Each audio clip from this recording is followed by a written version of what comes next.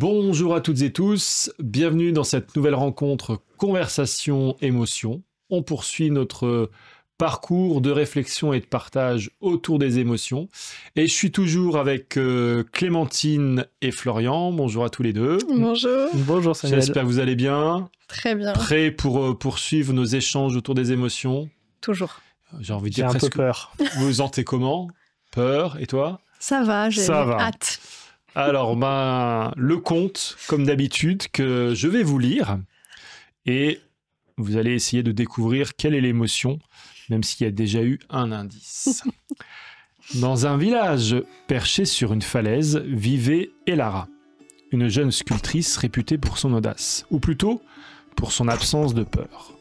Elle entretenait des projets gigantesques sans plan, sans précaution, se fiant uniquement à son talent et à son énergie débordante.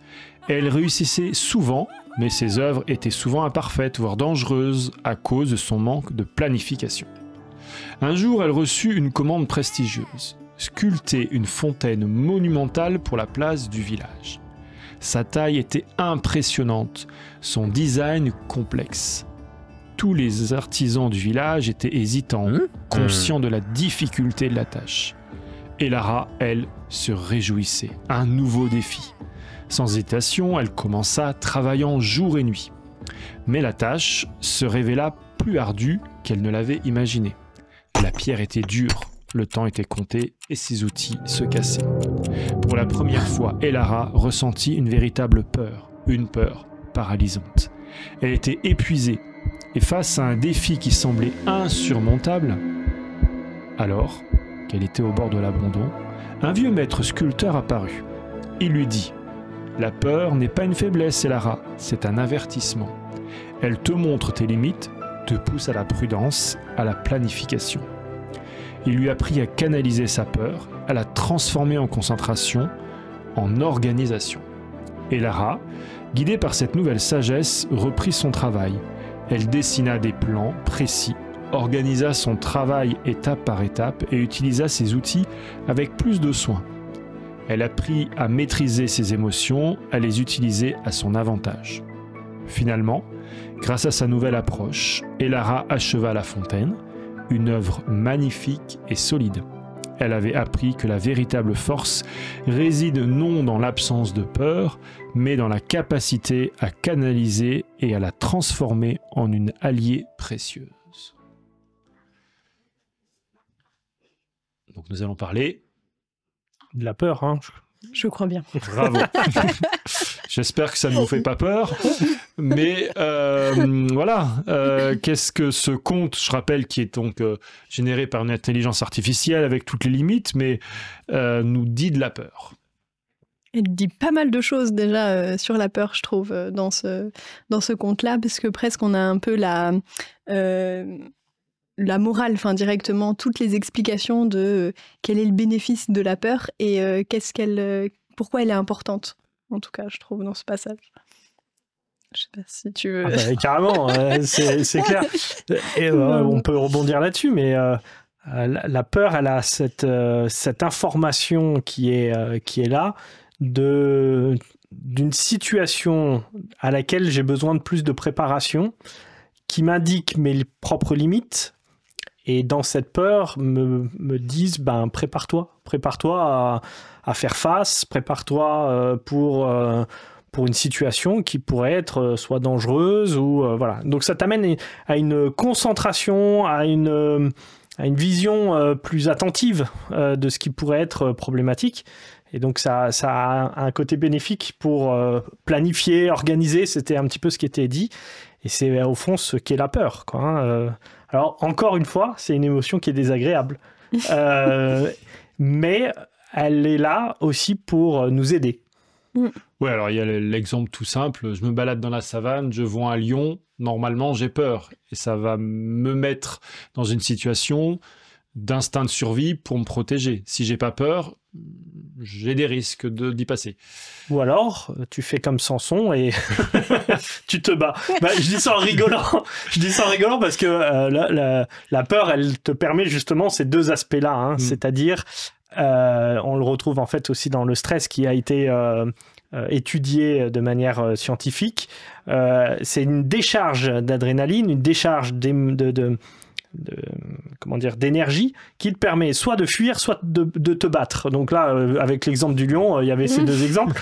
Bon, voilà, je vous conseille quand même de fuir. C'est peut-être mieux quand même. Voilà, paradoxalement, si on accueille cette émotion, donc la peur, ça nous fait faire des choses extraordinaires. Alors que parfois, on a le cliché, en particulier parfois chez les petits garçons et les hommes après, on ne doit pas avoir peur. Comme si ne pas avoir peur, ça nous permettait de faire des choses extraordinaires.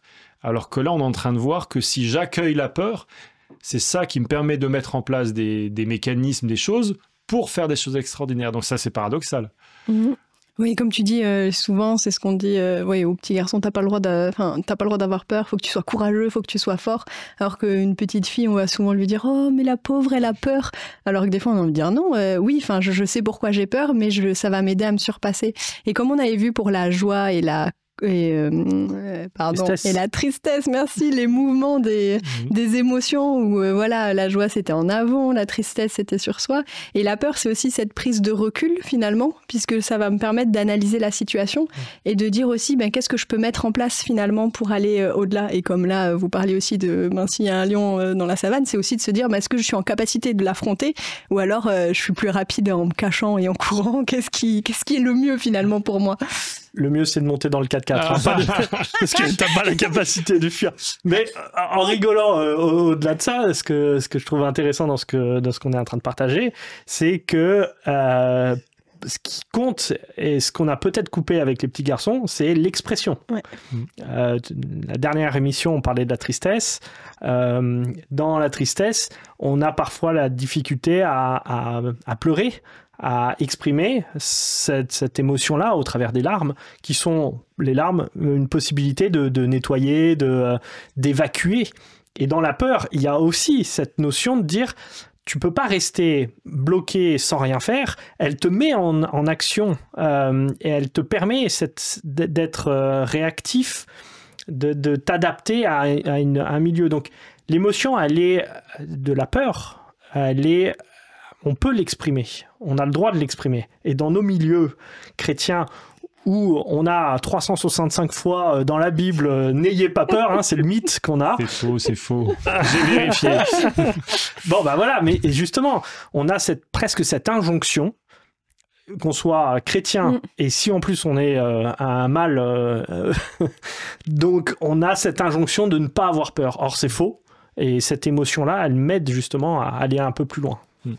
Et donc, ce qu'on voit aussi, c'est que souvent la peur, elle exprime un besoin que je peux avoir. Donc, ne pas ressentir la peur, en tout cas ne pas la laisser s'exprimer, c'est mettre de côté des besoins qu'on peut avoir. Et ça me fait penser, moi, à un texte biblique qui est dans Philippiens 4, c'est les versets 6 et 7. Alors ça, c'est paradoxal parce qu'il commence par « ne vous inquiétez pas ».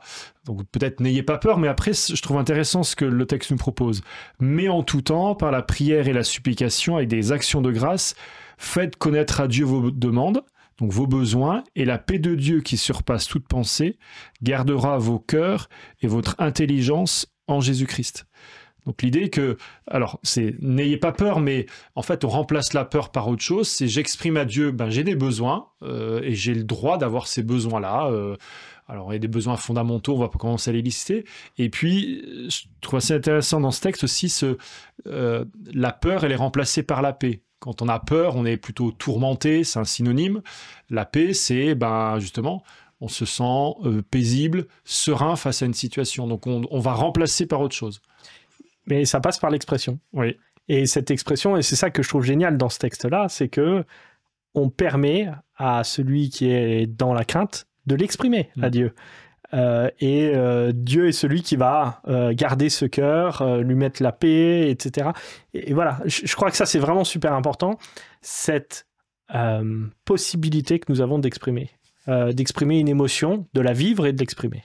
Et c'est ça qui est même le plus important, j'ai l'impression aussi pour Dieu à chaque fois, c'est toujours d'exprimer. Enfin, si j'ai pu te dire, ne t'inquiète pas, je suis là et je vais pourvoir à tout ce qu'il y a, c'est que tu as pu me l'exprimer aussi. Donc si je l'exprime pas, forcément, il y a un moment où il y a quelque chose qui va pas. Et comme tu dis là, dans les 365 fois, ne vous inquiétez pas, et alors que c'est faux, mais on a aussi cette expression de la crainte de Dieu. Et souvent, ça nous fait peur, on n'aime pas forcément ça, mais cette crainte de Dieu, pour avoir un peu travaillé dessus, c'est aussi ce souci de Dieu. Et je trouve ça joli presque de se dire, mais est-ce que je me soucie vraiment de qui est Dieu dans ma vie, de comment il peut aboutir aussi pour les autres et de ce qu'il peut faire dans la vie de chacun. Et je trouve que de le voir comme ça, en fait, ça me permet aussi, ce recul-là de me dire, qu'est-ce que moi je peux mettre en place pour faire?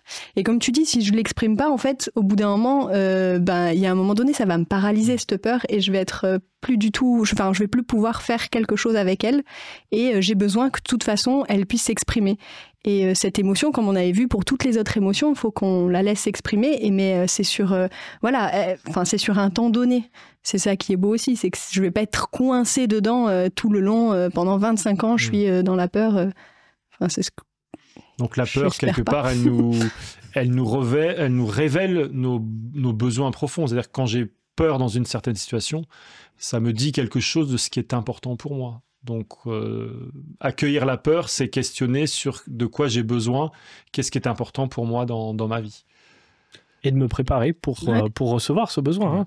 Ça, c'est un petit signal d'alarme qui me dit, attention, là, tu as besoin de te préparer, tu as besoin de combler un besoin.